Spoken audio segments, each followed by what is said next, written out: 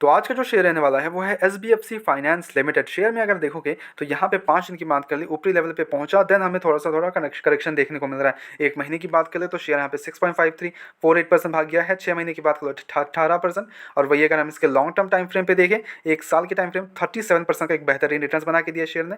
इस पर कोई डाउट नहीं। 123 का हाई लगाया था तो शेयर ऑल टाइम हाई के आसपास ही बैठा हुआ है। Now the main question comes here कि हमें जो रिजल्ट्स अनाउंसमेंट हुए वो कैसे थे, बिकॉज कंपनी ने रिजल्ट्स का भी अनाउंसमेंट कर दिया है।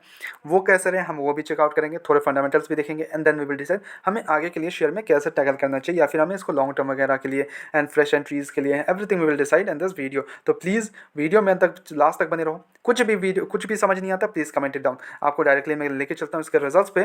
पहले हम इसका रिजल्ट चेकआउट करते हैं and then we will decide we will also check the fundamentals.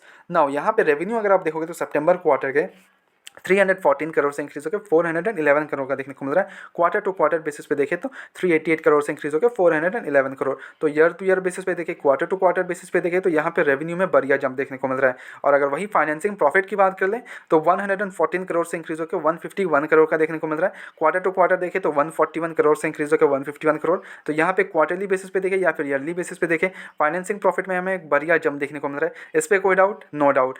Financing margin देख ले कंपनी का 36% से इंक्रीज होकर 37% का देखने को मिल रहा है। क्वार्टर टू क्वार्टर देखो या ईयर टू ईयर बेसिस पे देखो तो यहाँ पे 1% का हमें जंप देखने को मिल रहा है मार्जिन में भी इनके, वो एक बढ़िया बात है। प्रॉफिट बिफोर टैक्स देख ले तो 110 करोड़ से इंक्रीज होकर 146 करोड़ का देखने को मिल रहा है। और क्वार्टर टू क्वार्टर 136 करोड़ से इंक्रीज होकर 146 करोड़ का देखने को मिल रहा है। तो क्वार्टरली बेसिस पे देखें या ईयरली बेसिस पे देखें एक बढ़िया जंप देखने को मिल रहा है। नेट प्रॉफिट देख लें तो 84 करोड़ से इंक्रीज होकर 109 करोड़ का देखने को मिल रहा है। क्वार्टर टू क्वार्टर देखें तो 101 करोड़ से इंक्रीज होकर 109 करोड़ का देखने को मिल रहा है। तो क्वार्टरली बेसिस पे देखें या ईयरली बेसिस पे देखें यहाँ पे बढ़िया एक जंप देखने को मिल रहा है। इस पर कोई डाउट नहीं।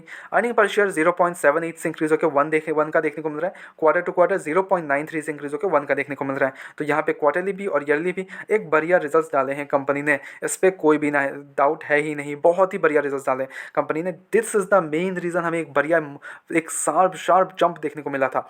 ठीक है, उसके बाद थोड़ा सा करेक्शन भी देखने को मिल रहा है। ना ये कि NBFC है तो इस पर हम लोन्स वगैरह का तो सोचेंगे नहीं, डेप्स वगैरह तो हम देखेंगे नहीं। इस पर मार्केट कैप 12,000 करोड़ का मार्केट कैप है, 123 का हाई लगाया था तो उसी के आसपास चल रहा है शेयर। 32 के अराउंड इसका स्टॉक का पी है। इंडस्ट्री पी हालांकि 22 का है, तो यहाँ पे लिटिल बिट ओवर वैल्यू देखने को मिल रहा है। इस पर कोई डाउट नहीं। ROCROE देखें तो 11.6 11 एक्जैक्टली सेम है ROCROE। इट्स गुड, ऐसा नहीं कि बहुत कुछ खराब है, it's average. Okay, operating margin 68% पे ऑपरेट कर रही है कंपनी। प्रॉफिट ग्रोथ 30% का है। और वही PG रेशियो देख ले तो 0.44 का है। तो यहाँ पे 1 के अंदर है, तो यहाँ पे भी अंडर वैल्यू देखने को मिल रहा है। Profit growth, operating margin, everything is great. वही अगर इन्वेस्टर्स का भरोसा देख ले यहाँ पे तो 52% की होल्डिंग यहाँ पे प्रमोटर्स की होल्डिंग है। अफाइज ने यहाँ पे माल इंक्रीज किया अपना 7% कर लिया है। DIS की होल्डिंग यहाँ पे 18% हो गई है, जो कि इंक्रीज था। पिछले ईयर इनका था 16%, उसके पहले 17%, उसके बाद पहले भी 16% था। Now is 18.21। माल बेचा किसने है? पब्लिक ने और अपने प्रमोटर्स ने, हम दोनों ने माल बेचा है। और खरीदा किसने है? DIS ने यहाँ माल उठाया है। FIs ने भी इंक्रीज किया था 7.12 जून क्वार्टर में, बट सितंबर क्वार्टर में हमें थोड़ा सा यहाँ पे बिकवाली देखने को मिला, बट बहुत ही मिनिमलिस्टिक बिकवाली है एक्चुअली।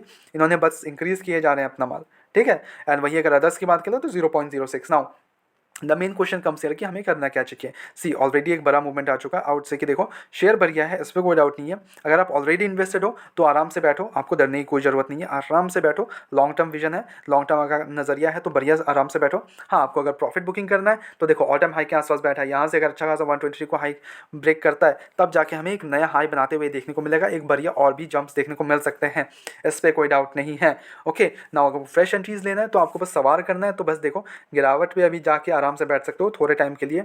जैसे ही आपको एक लेवल्स मिलते हैं देन वहाँ पे आप फिर से एग्जिट कर देना, because of the profit booking and all. आपको शॉर्ट टर्म गोल्स है, अगर आपको एक लॉन्ग टर्म विजन है शेयर में, देखो यहाँ पे MSME के लिए लोन्स वगैरह प्रोवाइड करती है कंपनी, एंड अगेन गोल्ड का भी। तो गोल्ड बिजनेस में आपको अलग अलग शेयर्स भी मिल जाएंगे पेयर्स में जाके। मुथूट फाइनेंस हो गया, आपका मन्नपुरम फाइनेंस हो गया, IIFL फाइनेंस हो गए, तो ये भी गोल्ड लोन्स प्रोवाइड करती हैं। मुथूट फाइनेंस उनमें सबसे बड़ी है, ऑब्वियस बात है। बट ऐसी आपको अगर छोटा शेयर चाहिए, ठीक है, आपको एक छोटा सा शेयर चाहिए, आपको लॉन्ग टर्म विजन है और आपको इस पे इस काइंड ऑफ इंडस्ट्रीज NBFCs में आपको काफ़ी अच्छा खासा विश्वास है, देन ये आपके लिए शेयर बना हुआ है। आपको लॉन्ग टर्म विजन पे बैठ सकते हो। अगर आप ऑलरेडी इन्वेस्टेड हो तो भाई तो आप आराम से बैठो, कोई भी इशूज़ नहीं है। ठीक है, रिजल्ट्स वगैरह बढ़िया, एवरीथिंग इज ग्रेट, अभी तक तो कोई इशूज़ नहीं है। But I will still suggest कि आप जाके हमेशा इसको रिजल्ट्स वगैरह के, रिजल्ट्स नेक्स्ट क्वार्टर के, एवरीथिंग आप ट्रैक करते रहो ताकि आपको चीज़ें समझ में आए कि हो क्या रहे हैं शेयर में। ठीक है, ये नहीं कि आप बस बैठ ही हुए हो, कुछ हो ही नहीं रहा शेयर में, बढ़ नहीं रहा, जोड़ भी नहीं रहा, ये वाला सीन नहीं होना चाहिए, ठीक है ना। मेरी तरफ से कोई भी बाय एंड सेल कमीशन बिल्कुल भी नहीं है,